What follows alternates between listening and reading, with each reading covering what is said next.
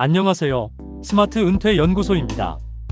아름다운 자연과 저렴한 물가를 꿈꾸며 떠난 은퇴 이민.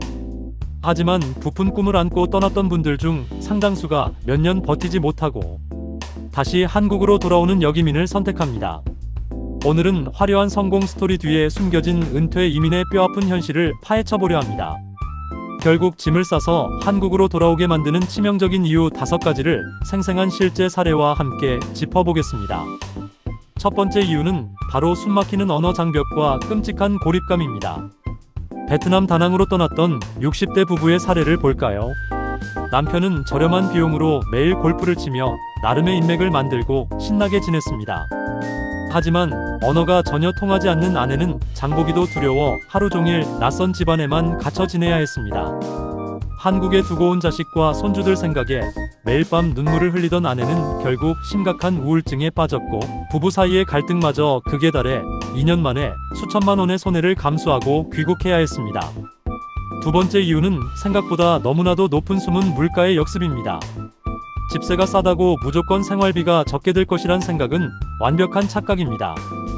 태국 치앙마이로 떠난 이 모씨 부부는 매일 에어컨을 켜고 살다가 한국 뺨치는 전기세 폭탄을 맞았습니다. 게다가 매일 현지식만 먹을 수는 없다 보니 가끔 한국마트에서 비싼 식자재를 사고 한식당을 찾았죠. 여기에 껑충 뛴 현지 민간 의료보험료까지 더해지니 오히려 한국에서 살 때보다 돈이 더 많이 드는 기현상을 겪었습니다. 결국 생활고에 시달리다 씁쓸히 여기민을 선택했습니다. 세 번째 이유는 견디기 힘든 기후 부적응과 열악한 생활 환경입니다. 잠깐 여행으로 갔을 때의 덥고 습한 날씨는 낭만이지만 평생을 살아야 하는 일상이 되면 엄청난 스트레스가 됩니다. 말레이시아로 이민 갔던 박모 씨는 1년 내내 이어지는 폭염의 기력이 크게 쇠약해졌습니다. 게다가 시도 때도 없이 집안에 출몰하는 어른 손바닥만 한 벌레와 도마뱀 때문에 노이로제에 걸릴 지경이었죠. 수질도 좋지 않아 석회수 때문에 피부병과 심각한 탈모까지 겪으면서 결국 건강을 위해 한국행을 택했습니다. 네 번째 이유는 속 터지는 문화 차이와 답답한 행정 시스템입니다. 빨리빨리 문화에 익숙한 한국인들에게 현지의 느긋한 일처리는 분노마저 유발합니다.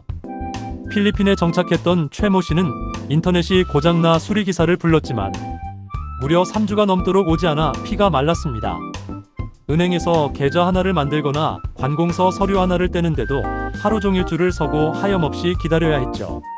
뭐든 스마트폰 클릭 한 번이면 당일 처리되는 한국의 경이로운 행정 시스템이 뼈저리게 그리워지는 순간입니다. 마지막 5번째 이유는 지루함과 단절을 부르는 인프라 부족입니다.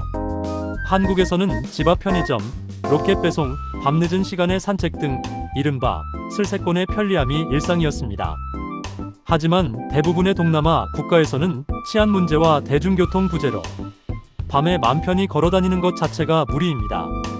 어딜 가든 매번 택시나 그랩을 불러야 하고 택배나 배달 시스템도 열악해 집안에만 고립되기 십상입니다. 매일 반복되는 단조로운 일상과 한국의 편리한 인프라에 대한 갈망은 결국 여기민의 강력한 도화선이 됩니다. 그렇다면 이런 뼈아픈 실패를 예방하려면 어떻게 해야 할까요? 유튜브 영상만 보고 섣불리 전 재산을 처분하고 떠나는 것은 절대 금물입니다. 반드시 이민 후보지를 정해 최소 한 달 살아보기를 통해 거주자의 시선으로 치안과 환경을 직접 겪어보셔야 합니다. 또한 만약의 사태를 대비해 돌아올 수 있는 안전장치, 즉 한국의 집은 당분간 유지해 두시길 권해드립니다. 은퇴 이민은 환상이 아닌 냉혹한 현실입니다. 철저한 준비만이 여러분의 소중한 노후 자금과 남은 인생을 지킬 수 있습니다. 오늘 영상이 도움되셨다면 구독과 좋아요 부탁드립니다. 지금까지 스마트 은퇴 연구소였습니다. 감사합니다.